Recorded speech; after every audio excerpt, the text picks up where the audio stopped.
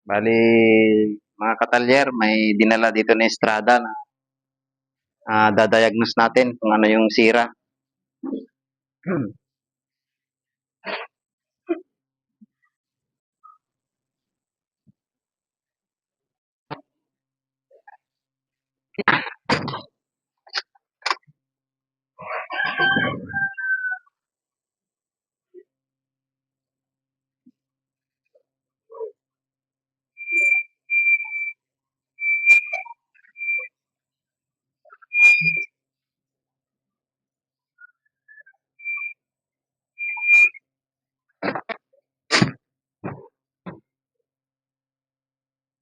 Scammer.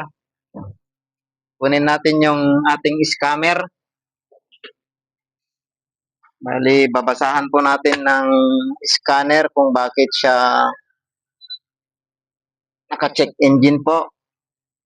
Ito po yung check engine. Yan. Bali, ayaw po siyang mamatay. Bali, iyon lang po natin para mabasa natin. Ang gamit ko po ngayong scanner Launch X431B. Yan lang po natin.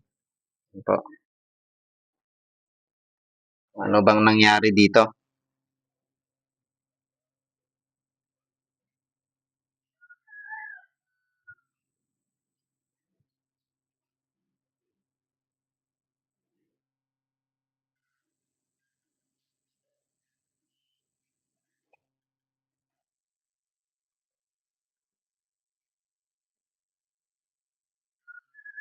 Bali, palobat ng scammer natin.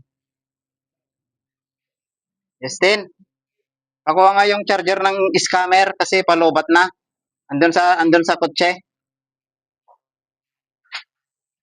Bali, pag ganitong Mitsubishi, sa Asia lang po tayo. Asia.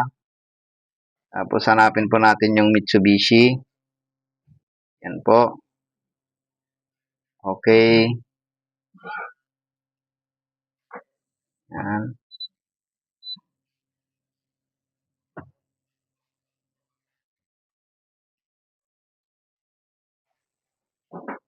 Yan po. Napakita yung VIN number.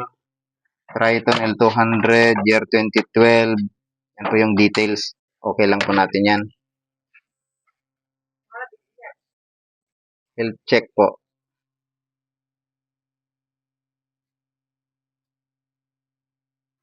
Yan po may naka-red po sa makina, sa CBT, dalawa sa makina, e-tax po 4. Yun po, EGR po yung problema. EGR. So, yun po ang titignan natin ngayon. Bakit naka-activate yung EGR. Try po nating i-erase. Clear muna natin. Baka sakaling kulang lang po sa scan kasi may gumawa na po dito pero hindi po nila mapatino. Kaya dinala po dito sa atin. Yan.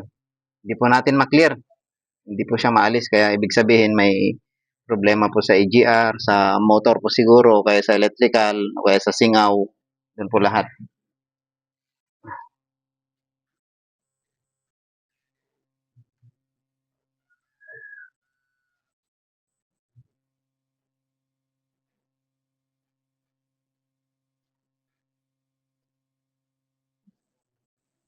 Ay, sandali po pala. Basahan po natin ng kwan. Pala. Ito po palang mag-check sa EGR. Basahan po natin ng data list para makita natin kung may problema po sa electrical. Para hindi na po tayo magtusok-tusok doon sa mga harness. Yan po, punta lang po tayo sa EGR, position, target po. Yan po, tapos i-okay na po natin. Mag-a-appear po doon. Papaanda rin po natin.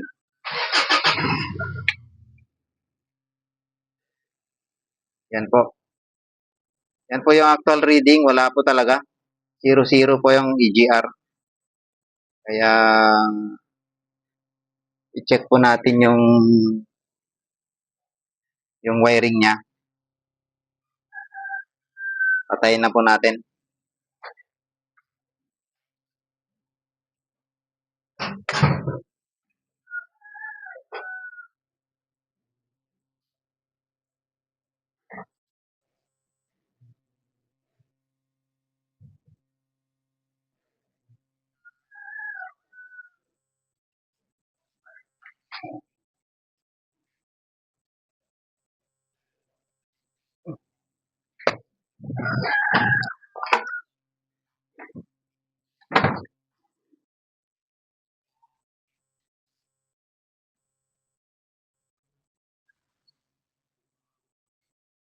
Bali, check na lang po natin tong wire. Okay naman po, nakakabit naman po yung socket.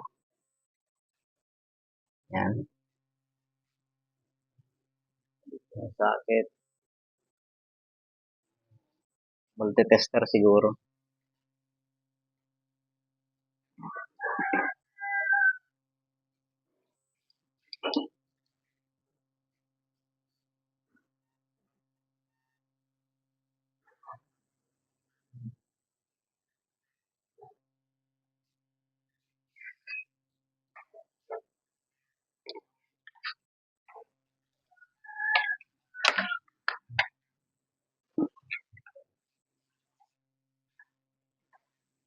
Bali, tetest ko po kung ano may hinahanap kasi tayong voltahe dito. Yung green po, ground po yan. Ground, ground, ground, ground.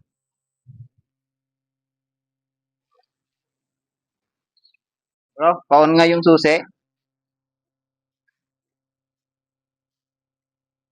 Ito po yung katalyer natin na si Brad Arnel. Bali, paon po sa kanya yung susi para makapag-test po tayo dito sa harap sa mga ugat-ugat niya kung anong nangyari. On.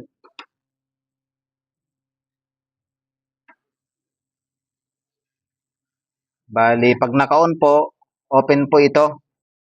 Ibig sabihin, kasi yung tester na to, hanggang 12 volts lang po ito. Ibig sabihin nito, pagka naka-on yung susi at saka naka-tusok po ito, ibig sabihin yan po, mababang voltahe, mga 5 volts or 3 volts lang po siguro ito. Yan. Yan. Halos 5 pins po. Isa, dalawa, tatlo, apat. Yung pinakauli, yun po yung nawala nung inon ni Brad Arnel yung susi. Sige, patayin mo yung susi, bro. May delay po siya. Antay lang po tayo ng mga 10 seconds siguro ito.